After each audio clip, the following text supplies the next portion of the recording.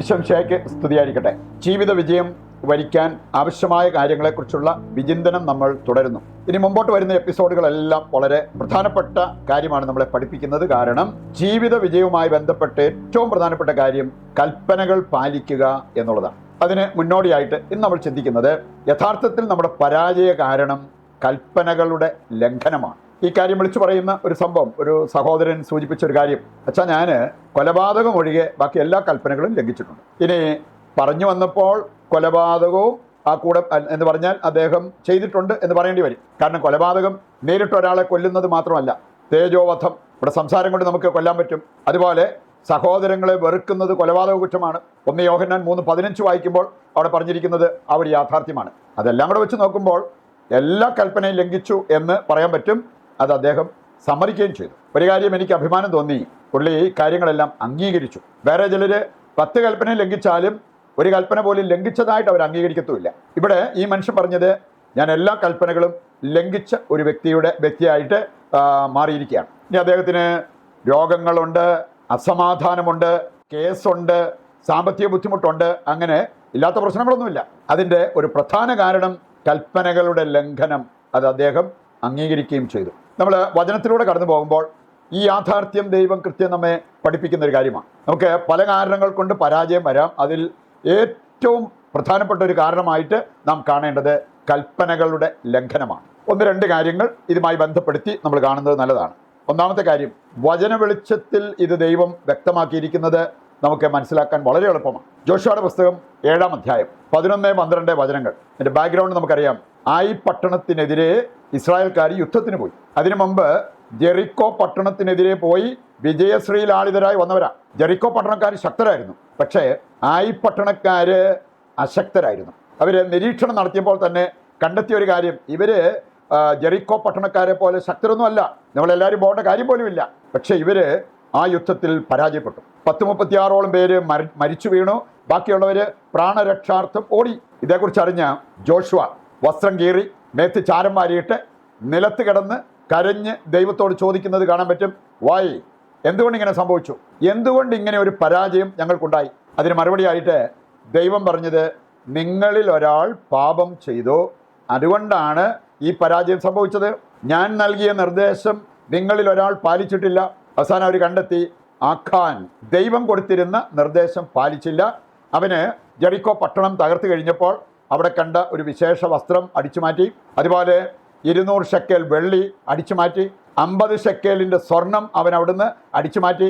അതെല്ലാം കൊണ്ട് അവൻ്റെ കൂടാരത്തിൽ ഒളിപ്പിച്ചു വെച്ചിട്ടുണ്ടായിരുന്നു. അതിനുശേഷം ഇവർ ആയി പട്ടണത്തിനെതിരെ യുദ്ധത്തിന് പോയപ്പോൾ ആ യുദ്ധത്തിൽ നാണംകെട്ട പരാജയം അവർക്ക് ഏറ്റുവാങ്ങേണ്ടി വന്നു. പറയുകൊണ്ട് എൻ്റെ പാപം, എൻ്റെ കുടുംബാംഗങ്ങളുടെ പാപം, എൻ്റെ തലമുറയുടെ പാപം, ഇതൊക്കെ പരാജയ കാരണമാകാം എന്നുള്ളത് നാം അംഗീകരിക്കേണ്ട ഒരു കാര്യമാണ്. സുഭാഷിതങ്ങൾ 24:20 വചനം എടുക്കുമ്പോൾ അവിടെ പറഞ്ഞിട്ടുണ്ട്, പാപം ചെയ്യുന്നവന് ഭാവിയില്ല. നമ്മളെല്ലാവരും ഒരു നല്ല ഭാവി ആഗ്രഹിക്കുന്നവരാണ്. പാപം ചെയ്യുന്നവർക്ക് അത് പ്രതീക്ഷിക്കാൻ പറ്റില്ല. യൂദിത്ത് 11-ാം അധ്യായം 10 വചനം എടുക്കുമ്പോൾ അവിടെ യൂദിത്ത് രാജ്ഞി പറയുന്നൊരു കാര്യമുണ്ട്, ഞങ്ങൾ ഞങ്ങളുടെ ദൈവത്തിനെതിരെ പാപം ചെയ്താലല്ലാതെ ഒരു ശക്തിക്കും ഞങ്ങളെ തോൽപ്പിക്കാൻ പറ്റില്ല. എന്ന് പറഞ്ഞാൽ പാപം ചെയ്യുമ്പോഴാണ് ഞങ്ങളുടെ ദൈവം ഞങ്ങളിൽ നിന്ന് അകന്നു പോവുക. പാപം ചെയ്യുമ്പോഴാണ് ഞങ്ങൾ ഞങ്ങളുടെ ദൈവത്തിൽ നിന്ന് അകന്നു പോകുന്നത്. ഞങ്ങൾ ദൈവത്തിൻ്റെ കൂടെ നിൽക്കുന്നിടത്തോളം കാലം ഒരു ശക്തിക്ക് ഞങ്ങളെ തോൽപ്പിക്കാൻ പറ്റില്ല. പറയുന്നുണ്ട് പരാജയ കാരണം മുഖ്യമായിട്ടും പാപമാണ്, കൽപ്പനകളുടെ ലംഘനമാണ് എന്നുള്ളത് നമുക്ക് തിരിച്ചറിയാം. രണ്ടാമതൊരു കാര്യം കൂടി നമ്മൾ മനസ്സിലാക്കിയിരിക്കുന്ന നല്ലതാണ്. വളരെ അപകടകാരികളെന്ന് പറയപ്പെടുന്ന ചില പാപങ്ങളെക്കുറിച്ച് വചനം നമ്മെ ഓർമ്മിപ്പിക്കുന്നുണ്ട്. ഈ പാപത്തിൽ ജീവിക്കുമ്പോൾ ജീവിത വിജയം നമുക്ക് പ്രതീക്ഷിക്കാൻ പറ്റില്ല. അതിൽ ഒന്നാമത്തേതാണ് 1-ാം കൽപ്പനയുടെ ലംഘനം, വിഗ്രഹാരാധന. ലേവ്യർ 20:6 വായിച്ചാൽ അവിടെ പറഞ്ഞിട്ടുണ്ട്, അത് ദൈവത്തിൽ നിന്ന് നമ്മെ വിച്ഛേദിച്ച് കളയുന്ന ഒരു പാപമാണ്. പറയുന്നുണ്ട് അതിലേക്ക് ഒരു കാരണവശാലും നമ്മൾ പോകരുത്. മറ്റൊന്ന് നമ്മൾ കാണുന്നുണ്ട്, പ്രഭാഷകൻ 3-7 അധ്യായങ്ങൾ വായിക്കുമ്പോൾ മാതാപിതാക്കളെ ദ്രോഹിക്കുന്നത്, അവരെ വേദനിപ്പിക്കുന്നത് നമ്മുടെ കുടുംബത്തിൻ്റെ അടിത്തറ ഇളക്കുന്ന ഒരു പാപമാണ്. മറ്റൊന്ന് നമ്മൾ കാണുന്നുണ്ട്, കൊലപാതകം. അത് വളരെ അപകടകാരിയായിട്ടുള്ള ഒരു പാപമാണ്.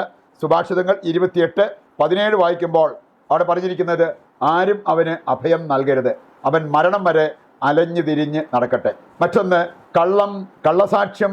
അങ്ങനെയുള്ള കാര്യങ്ങൾ വളരെ അപകടകാരിയാണെന്ന് ദൈവവചനം നമ്മെ പഠിപ്പിക്കുന്നുണ്ട്.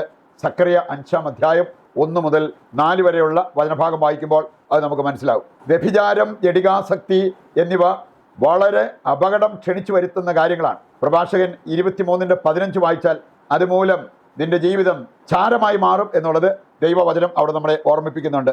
വിശ്വാസവഞ്ചന, രഹസ്യം പരസ്യമാക്കുന്നത്, ഇങ്ങനെയുള്ള കാര്യങ്ങൾ അപകടകാരികളായ പാപമാണ്. അത് ചെയ്യുന്നവർക്ക് പ്രതീക്ഷയ്ക്ക് വകയില്ല എന്ന് വചനം നമ്മെ ഓർമ്മിപ്പിക്കുന്നുണ്ട്. നമ്മൾ പ്രഭാഷകൻ 27:21 വചനം എടുത്താൽ അത് കാണാൻ പറ്റും. അധർമ്മം പ്രവർത്തിക്കുന്നത് അപകടകാരിയാണ്. ജ്ഞാനം 3:19 നിന്റെ തലമുറയ്ക്ക് ഭീകരനാശം സംഭവിക്കും എന്നാണ് അധർമ്മം പ്രവർത്തിക്കുന്നവരോട് കർത്താവ് പറയുക. പരിശുദ്ധാത്മാവിനെതിരായ പാപം അത് നിത്യപാപമാണ്.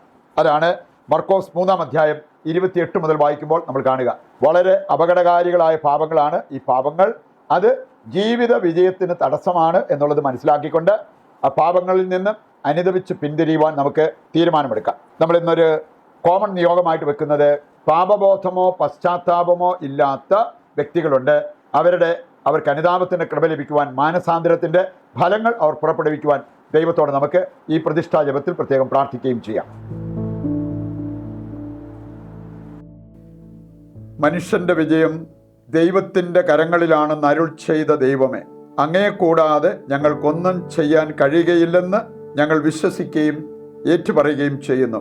ഞങ്ങളുടെ അധ്വാനം ഫലമണിയേണ്ടതിന് അവിടുത്തെ ആശീർവാദം ഞങ്ങൾക്ക് നൽകണമേ.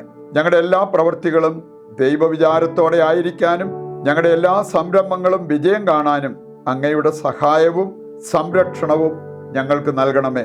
പരാജയത്തിന് വഴി തുറക്കുന്ന അഹങ്കാരവും മറ്റു പാപപ്രവൃത്തികളും വെടിഞ്ഞ് ദൈവാശ്രയത്വത്തിലും പരസ്നേഹ പ്രവൃത്തികളിലും വേരുപാകി അടിയുറയ്ക്കാൻ ഞങ്ങളെ സഹായിക്കണമേ. മറ്റെന്തിനേക്കാൾ ഉപരിയായി ജീവിത വിജയം ലക്ഷ്യമാക്കാനും അങ്ങയുടെ സഹായത്താൽ അത് കൈവരിക്കാനും ഞങ്ങൾക്ക് കഴിയട്ടെ. ആമേൻ. ഇതിൻ്റെ എല്ലാ ആവശ്യങ്ങളും ഇന്നത്തെ നമ്മുടെ എല്ലാ പ്രവർത്തനങ്ങളെയും ദൈവകരങ്ങളിൽ ഏൽപ്പിച്ച് താഴ്ന്ന സ്വരത്തിൽ കർത്താവിനെ സ്തുതിച്ചുകൊണ്ട് ദിവ്യകാരുണ്യത്തിൻ്റെ ആശീർവാദം സ്വീകരിക്കുവാനും നമുക്ക് ഒരുങ്ങാം. യേശുവേ നന്ദി. Hallelujah, hallelujah. കർത്താവേ, ഇന്നേ ദിനം അങ്ങയുടെ പക്കലേക്ക് ഞങ്ങൾ ഉയർത്തുന്ന എല്ലാ പ്രാർത്ഥനാ വിഷയങ്ങളും അവിടുന്ന് കൈക്കൊള്ളണമേ. ഈശോയെ, അവിടുത്തെ അനുഗ്രഹത്താൽ ഞങ്ങളുടെ ജീവിതം വിജയം കാണുവാൻ അങ്ങ് ഇടവരുത്തണമേ എന്ന് ഞങ്ങൾ പ്രാർത്ഥിക്കുന്നു. Hallelujah, hallelujah, hallelujah. യേശുവേ നന്ദി, യേശുവേ നന്ദി.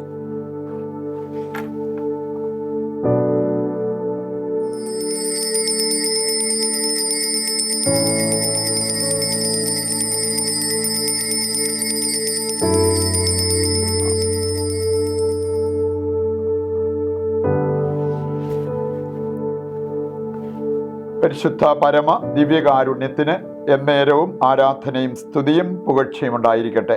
ഈശോ മിശിഹായ്ക്ക് സ്തുതിയായിരിക്കട്ടെ. ദൈവം നിങ്ങളെ സമർത്ഥമായി അനുഗ്രഹിക്കട്ടെ.